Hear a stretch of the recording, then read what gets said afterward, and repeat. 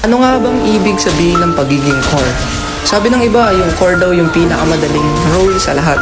Kasi pa-farm-farm lang daw, walang iniintindi, tapos pag-alagala lang daw sa mapa. Pero sasabihin ko sa'yo ang malungkot na katotohanan kapag core user ka. Tama, pa-farm-farm lang, pag-alagala sa mapa. Pero hindi mo nararamdaman yung pressure na nararamdaman ng isang core. Lalo na kapag mayroong team fight sa isang objectives. Na kapag hindi mo siya na-retry, sa'yo lahat isisisi. Yung tipong kapag hindi mo nadala yung game sa game na to, bobo na yung tingin sa'yo. Yung tipong kapag hindi mo nadalawan yung isang side lane, sa'yo lahat isisisi. Pero partida, hindi ka niya tinutulungan nung ini-invade yung farm mo. Kaya ngayon yung sabihin sa akin na madali mag-core.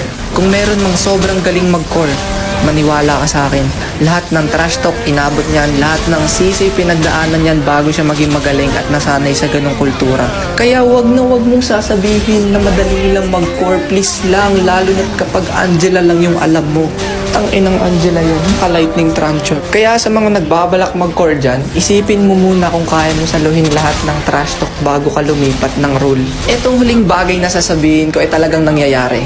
Alam mo ba kung bakit maraming core na nagkikwit? Dahil hindi nila kinakaya yung pressure.